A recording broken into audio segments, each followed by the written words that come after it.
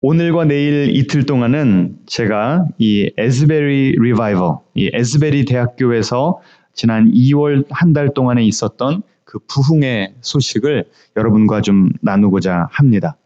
이번에 이 4월 한 달 동안을 특세로 하기로 마음을 먹기로 한 그 결정적인 그 촉매 역할을 그 2월 달에 제가 인터넷을 통해서 또 여러 가지 제 친구들의 그 직접 그 자리에 가봤던 그 친구들의 고백을 통해서 이 에스베리 부흥이 우리 봉신교회 가운데도 우리 한국 이 개신교 가운데도 일어나야 되겠다라고 하는 그 소망이 막 제 안에 불릴 듯 해서 그래서 이번 4월 한 달 동안 이 특세를 하게 된 겁니다. 우리에게 이런 은혜가 반드시 임할 줄로 믿습니다. 2월 8일 날 수요일이었습니다. 에스베리 대학교에서 늘 하듯이 채플 예배를 드렸습니다. 평범한 설교자, 이름도 없는 젊은 설교자가 평범한 설교를 했습니다. 특별히 그 졸업생들에게 여러분 이 에스베리 캠퍼스를 떠나기 전에 하나님의 놀라운 사랑을 꼭 경험하고 가시기를 바랍니다.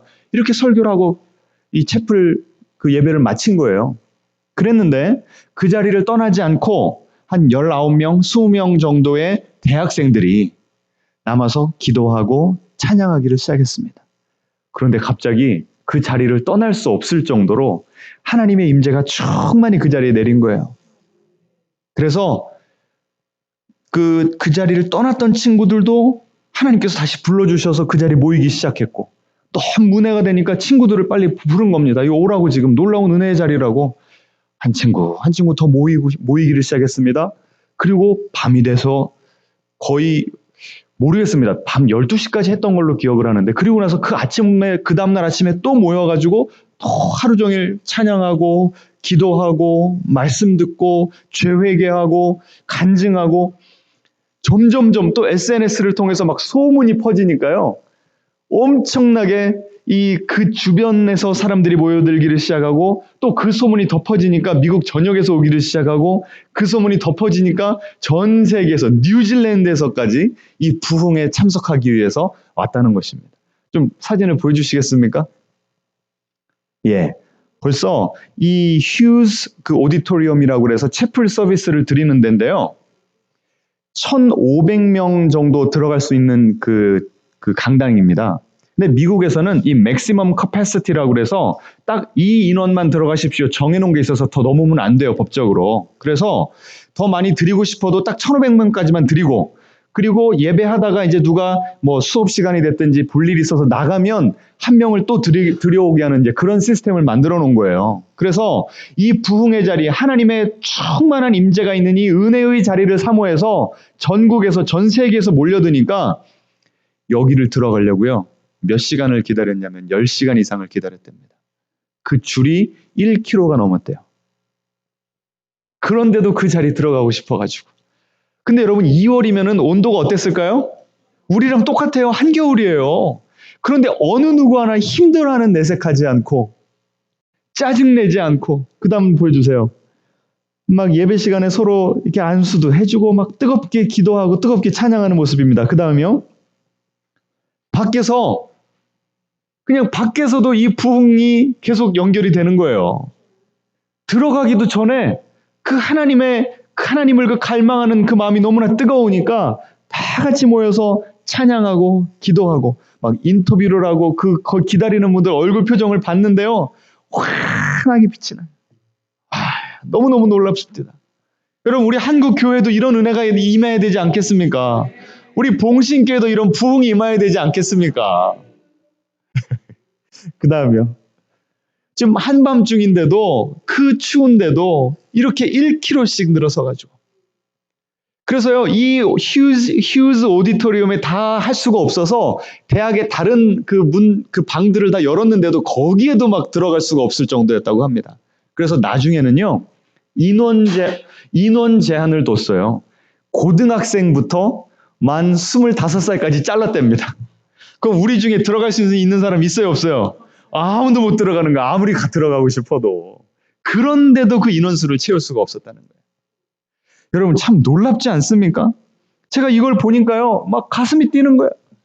이 한국의 이 에스베리 리바이벌에 대한 소식이 알려지기 전부터 제가 이 에스베리 대학교랑 그 길 하나만 건너면 에즈베리 세미나리가 있잖아요. 제가 거기서 목회학 박사를 했습니다. 2012년부터 2017년까지 매년 제가 거기 가서 한 달씩 살았어요. 이 에즈베리 대학에 가가지고 카페테리아가 음식이 좋아요. 그래서 제가 자주 거기 가서 식당에서 먹었거든요. 그러니까 여기서 부흥이 났다니까 남일 같지가 않은 거예요. 솔직히 막 저 비행기 타고 가고 싶었습니다. 이 없어가지고.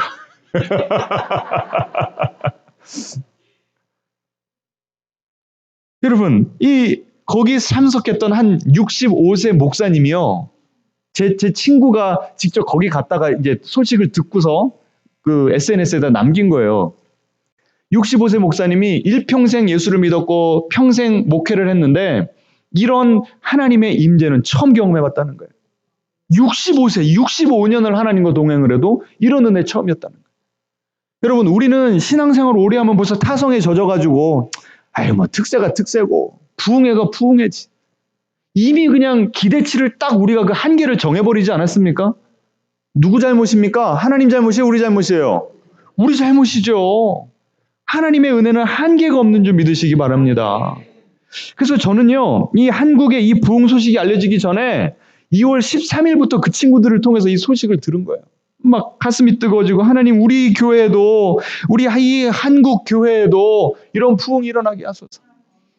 여러분 이 목사님들이 대학 관계자들이 우리 한번 부흥회 합시다 한 게 아니었어요. 그냥 대학생들이 자기들끼리 모여서 찬양하고 자기들끼리 모여서 기도하다가 이 놀라운 부흥을 경험하게 된 겁니다. 위에서부터 내려오는 이 대학 당국자들과 종교 지도자들 위에서부터 내려오는 부흥이 아니라 밑에서부터 올라오는 부흥이었어요. 평신도들 청년들이 주도하는 운동이었다고요. 게다가요, 이렇게 놀라운 소식들이 임하니까 유명한 목사님들이 요청을 한 거예요. 나 거기서 설교 한번 하게 해달라고. 근데 다 노했습니다. 누구의 이름만 영광을 받아야 되니까 하나님의 이름만. 그래서 늘 그 채플에서 설교하는 분들, 그리고 찬양팀도 유명한 찬양팀들이 우리 거기 가서 좀 찬양 인도 좀 하게 해달라고 그러는데 다 노했어요. 여기 내일 정도는 제가 좀 보여드릴 것 같은데 그 예배 실황을 보면요. 악기 소리가 별로 들리지도 않아요. 피아노 소리, 기타 소리 잘 들리지도 않아요. 그저 그냥 우리 이 대학생들의 그 하나님을 향한 그 뜨거운 사랑의 고백, 그 목소리만 잘 들립니다. 어느 누구도 영광받지 않고 오직 하나님의 이름만 드러나는 그런 부흥이 2월 8일부터 24일까지 있었던 거예요. 어떤 그 에즈베리 대학생이요. 페이스북에다가 그 글을 쓴 걸 제가 읽어봤습니다. 부흥은 임하는 곳마다 특징이 다르다는 거예요. 특색이 다르다는 거예요. 그런데 이번에 에즈베리에 임했던 부흥은 뭐가 다른가? 이 코로나라고 하는 팬데믹을 지나면서 젊은이들의 마음이 많이 상하고 많이 병들고 망가졌다는 거예요. 어떤 증상들이 있는가? 외로움. 그런데 다 같이 모여서 이 하나님의 백성, 하나님의 자녀라고 하는 공통점, 이 공통된 이 정체성을 느끼면서 예배를 하다가 소속감을 되찾았다는 거예요. 이 세상은 나 홀로가 아니라는 걸 깨달았다는 거예요. 그리고 우울증으로 시달리는 그 청년들이 그렇게 많았는데 하나님의 따뜻한 임재, 달콤한 임재, sweet presence of God 이런 표현을 쓰더라고요. 달콤한 임재 때문에 그 우울증이 다 떠나갔다. 불안함, 도대체 이 팬데믹 때문에 내가 대학을 졸업한 다음에도 어디를 가야 될지 무슨 직업을 잡아야 될지 막막해서 불안한 그 청년 세대에게 하나님의 임재가 강하게 임하니까 그 주님의 평온함, 하나님께서 책임져 주시는데 아까 우리 찬양했죠? 왜 슬퍼하느냐? 내가 너와 함께한다. 하나님이 그 은혜를 주시니까 그래서 다른 부흥회는요 막 쓰러지고 막 뒤집어지고 난리가 나는데 이번이 에스베리 부흥은요 잔잔한 거예요. 평안한 힘이 있어요. 제가 내일 잠깐 그 영상을 좀 보여드리도록 하겠습니다. 여러분 제가 어제 말씀드렸잖아요. 가뭄이라 논이 막 짝짝 갈라지고 개울가에서 바가지로 소리가 나게 겨우겨우 긁어야 물 조금 얻어서 그거를 물지개를 지고 산등성에 올라가서 조금 부어봤자 별로 표시도 나지 않는 그런 이것이 지금 우리 한국 교회와 우리의 심령이라고 했는데 하나님께서 먹구름 보내주셔서 우르르 쾅쾅 비가 쏟아지니까 그 논에 물이 너무 많이 차서 수로를 만들어야 됐다. 여러분, 이 시대에도 그런 부흥의 단비가 내릴 수 있다는 거예요.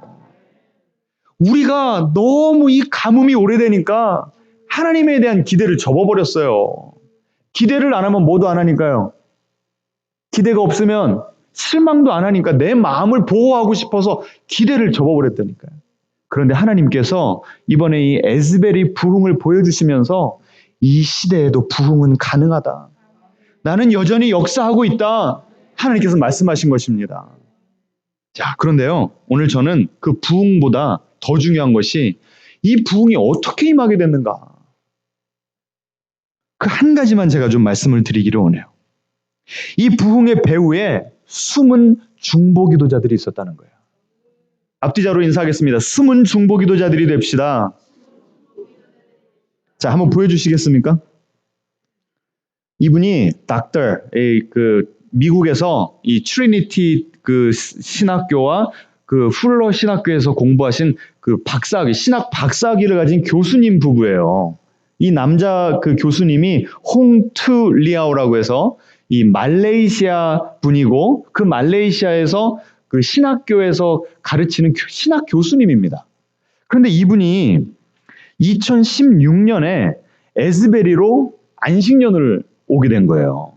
그래서 거기 1년을 머물고 계시는데 하나님이 이런 감동을 주시더랍니다. 에스베리에 영적인 부흥이 일어나도록 기도하라. 그래서 순종하여서 기도하기를 시작했어요. 그리고 1년이 지나서 말레이시아로 돌아가서 가르치고 있었습니다. 그런데 2017년 말에 하나님께서 뭐라고 말씀하시냐면 이제부터는 교수직을 내려놓고 풀타임으로 에스베리의 부흥을 위해서 기도만 하라. 기가 막히잖아요. 막막하잖아요. 하나님께 이렇게 말씀하셨답니다. 하나님, 가르치면 돈이 나와도 기도하면 돈 나옵니까? 아니, 내가 집안 가장으로서 식구들 먹여 살려야 되는데 기도만 하면 어떻게 합니까? 그랬더니 하나님이 내가 먹여 살릴 테니 걱정하지 말아라. 근데 이 말씀에 순종하기가 너무 어려워서 1년을 망설였답니다. 그리고 주변에 기도 많이 하는 분들에게 물어봤대요. 정말 이것이 하나님의 음성 맞냐고. 그런데 여러분이 다 컨펌을 해주셨답니다. 이거 정말 하나님 감동 같다고. 순종해야 될 것 같다고. 그래서 2017년 말에 그 음성을 듣고 1년 동안 고민하다가 2018년 말까지 고민하다가 드디어 순종하기로 하고 2019년에 에스베리 신학교로 다시 돌아오신 거예요. 누가 불러주는 데도 없고 가르칠 학생들도 없지만 그 캠퍼스를 계속 돌아다니면서 기도하기를 시작하셨습니다. 그리고 한국에서 유학 온 어떤 목사님과 함께 새벽기도 이제 운동도 시작하신 거예요. 자, 그런데 이게 갈수록 더합니다. 2020년이 되니까 하나님께서 어떤 감동을 주시냐면 너 이제 앞뒤로 사인을 붙이고 돌아다니면서 기도해라. 보여주세요. 이 목사님이 앞뒤로 저런 사인을 붙인 거예요. 이 윌모어가 에스베리 신학교가 있는 그 도시 이름입니다. 아주 작은 도시예요. 6천 명밖에 그 사람이 살지 않는 작은 도시인데 그 부흥이 일어났을 때 7만 명이 와가지고요. 교통이 완전 마비가 돼버리고 제가 거기서 한 달씩 살았잖아요. 식당 갈 때가 중국집 조그만 거 하나랑 그 다음에 카페, 샌드위치 먹을 수 있는 카페 말고 아무것도 없어요. 대학가가 상당히 큰데도 먹을 데가 아무 데도 없어요. 그러니까 그 정도로 전혀 개발이 안 된 데인데 거기 가가지고 윌모어의 어웨이크닝, 영적인 대각성, 리바이벌, 부흥이 일어나게 하소서 이걸 막 써붙이고 다닌 겁니다. 그 다음에요. 뭘 보시냐면 Holy Spirit, you are welcome here. 성령님, 주님을 환영하여 드립니다. 이곳에 오시옵소서. Repent, 회개하라. 예수를 믿어라. 하나님의 나라가 가까워오고 있다. 이걸 앞뒤로 붙인 거예요. 여러분 솔직히 미국에서 박사학위 받은 신학 교수님이 이 앞뒤로 사인 붙이고 다니기가 쉽겠어요? 어렵겠어요? 순종하시기가. 그래갖고 오죽하면요 이분의 별명이 붙었답니다. 앞뒤로 붙이고 다닌다고 샌드위치맨이에요. 샌드위치맨. 그 정도로 내 자존심을 다 내려놓고 하나님께 온전히 순종하면서 계속 기도에만 힘썼다는 거예요. 그런데 2022년 5월이 되니까 하나님이 뭐라고 말씀하시냐면 이제 너의 에스베리에서의 사역은 끝났다. 뉴욕으로 가라. 그래가지고 뉴욕 가가지고 노숙자 사역을 또 시작하신 겁니다. 이 교수님이 그랬대요. 하나님, 아니 저한테 부흥을 위해서 기도하라고 했으면 그 부흥을 제가 경험을 해야 되지 않겠습니까? 그랬더니 하나님이 네가 떠나야 부흥을 준다. 만약에 거기 있는데 내가 그렇게 기도했는데 부흥이 일어났어요. 그러면 솔직히 인간적인 마음으로 무슨 생각이 들까요? 여러분, 누가 기도해서? 그래서 그 크레딧을 내가 받을까봐 하나님께서는 떠나라고 하셨다는 거예요. 그리고 떠난 지 8개월 만에 2023년 2월에 이 에스베리의 놀라운 부흥이 임한 것입니다. 그래서 그 소식을 듣자마자 비행기를 타고 막 오셨대요. 그래가지고 그 채플에서 이렇게 찍은 거를 동영상 찍어가지고 이분 페이스북에다 올리셨더라고요. 여러분 얼마나 감격스러웠을까요? 오늘 우리가 이 본문 읽지 않았습니까? 눈물을 흘리며 씨를 뿌리는 자는 기쁨으로 거두리로다. 이분이요 눈물로 이 부흥을 위해서 중보기도에 씨앗을 뿌렸던 것입니다. 여러분 우리 앞뒤자로 인사하겠습니다. 중보기도로 부흥의 씨앗을 심읍시다. 이분은 자신의 직업도 내려놓고 자신의 대학 교수 박사학위라고 하는 자존심도 내려놓고 하나님의 말씀에 온전히 순종하면서 이 대학교의 부흥만을 위해서 기도했더니 놀라운 열매를 기쁨으로 거두었던 것입니다. 순종했을 때는 눈물로 순종한 거예요. 너무나 힘들었던 겁니다. 그런데 순종하고 났더니 하나님께서는 이런 아름다운 풍성한 열매를 거두게 하셨던 거예요. 여러분, 우리가 이 한 달 동안 무엇을 위해서 기도해야 될까요? 에스베리 대학에 임했던 그 부흥이 우리 봉신교회에, 우리 한국 교계에 불게 하여 주시옵소서. 이 가뭄이 끝나게 하여 주시옵소서. 여러분, 우리는 얼마 동안 이 가뭄을 견뎌야 될지 모릅니다. 제가 어제 말씀드렸던 그 농부처럼 때로는 우리가 이 가뭄의 시기를 견뎌내고 개울 물을 긁어내느라 힘들고 그 어깨에 짊어지고 가파른 계곡을 오르느라 어깨에 피가 날 수 있어요. 구름 한 점 없는 그 시푸른 그 하늘을 바라보면서 눈물이 날 수도 있어요. 그런데 우리가 합심해서 이렇게 중보기도로 부흥의 씨앗을 뿌리며 버텨내면 반드시 하나님께서는 영적인 부흥을 우리 가운데 허락하실 줄로 믿습니다. 함께 찬양하겠습니다.